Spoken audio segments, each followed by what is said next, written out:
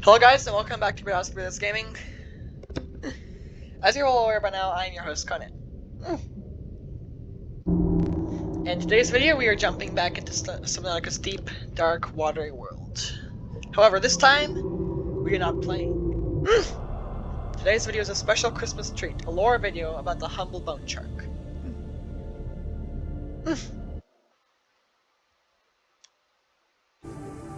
Perhaps one of Subnautica's most unique creatures is the Boneshark. This creature's appearance and behavior are notably unlike any living species currently existing on planet 4546b. This is why I chose to make Bonesharks the topic of today's video. So let's get right into it.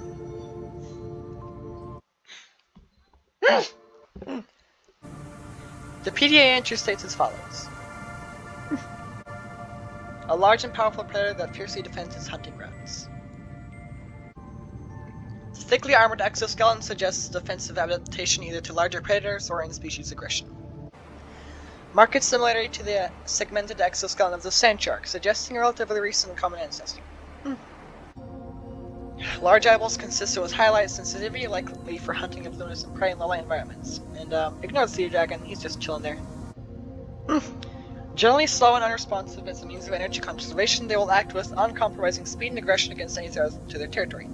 However, due to their fragility, they often get the worst of these exchanges, as we see here. Assessment? Did I spell that wrong? Avoid. May be distracted by light sources. As last footnote for this section, the Boneshark bears at least a passing resemblance to these two fossilized leviathans found in the Lost River. See that one? Yeah. And yes, I am reading from the subtitles. Subtitles first, voiceover later. First of all, the Boneshark is huge. It could easily swallow a player whole with just one bite. The Boneshark has a total of 4 horn-like bony protrusions from the back of its head. These likely play some role in mating rituals and defending the neck against a killing bite from, say, a reaper leviathan or similar large predator. Its fins appear to be adapted from hands. It is likely that the ancient ancestor species of Bonesharks existed like a large crocodile in some landmass, living in shallow waters and jumping out when unsuspecting prey came to drink. The tail of the Boneshark is oriented more like that of a dolphin or whale than that of a shark, further evidence of it coming from a stealthy, crocodile-like species of some sort. The eggs laid by the Boneshark are covered in bony scutes, like that on a tortoise's shell on one side. The other side, however, is leathery and wrinkly, with a hole in the top that possibly serves to filter oxygen from the water for the developing embryo. Upon closer inspection, it seems only the soft part of the egg will try to hatch, suggesting that the shell only covers one side, while the other is the embryo. These eggs will not hatch in the wild. Like all eggs in Subnautica, they don't see placed inside an alien containment facility. More on that later in the video. It is perhaps also interesting to note that the basic body structure and animations of the Boneshark resemble that of the lava lizard. This particular specimen was placed on the grassy plateaus out of convenience, and not realism. As we see here.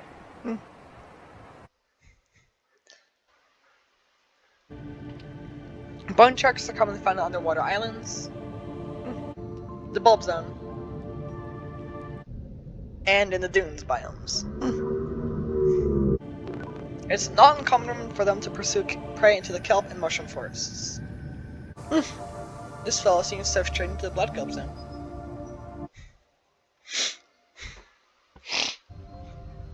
Bonesharks live in packs of 3 to 6 individuals. Despite this, however, they have never been observed mating, communicating, finding predominance, or otherwise interacting with each other.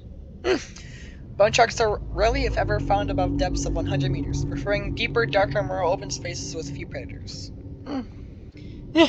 Bonesharks swim in an undulating, decidedly serpentine manner. As we see there. Unless provoked, they will swim around lazily and take occasional bites of any nearby fish that happens to cross their paths. The Boneshark's standard attack consists of a rearing back before lunging at its prey and killing it with a single bite from its powerful jaws. Should the player get in the way, the Boneshark will attack them, dealing 30 to 40 points of damage. Bonesharks can be infected with the Chirobacterium, which manifests itself with the presence of the usual glowing green pustules. Behavior of infected individuals remains unchanged. For the most part. It is possible to spawn an adult Boneshark inside stagnant containment units, but why would you do that? This experiment was meant to determine whether or not graft chaps pick up bone sharks like stalkers. As you can see here, they do not. This experiment was intended to gauge whether or not flares have any effect on bone sharks. Unfortunately, not really. At least not during the day. But what about during the night? This bone shark was its usual unresponsive self until a flare was thrown in it, seemingly triggering the charge. When I threw another flare away from myself, however, the bone shark abandoned its attack to investigate. The conclusion of these experiments is that bone sharks are indeed affected by flares, at least to some extent. Bone sharks can be killed by 10 hits with a standard survival knife or 5 with a thermal blade.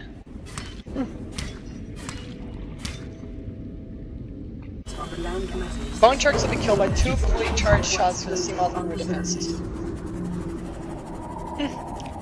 Second one coming up, and now. See, it's dead. A single gas torpedo will kill the critter just as dead.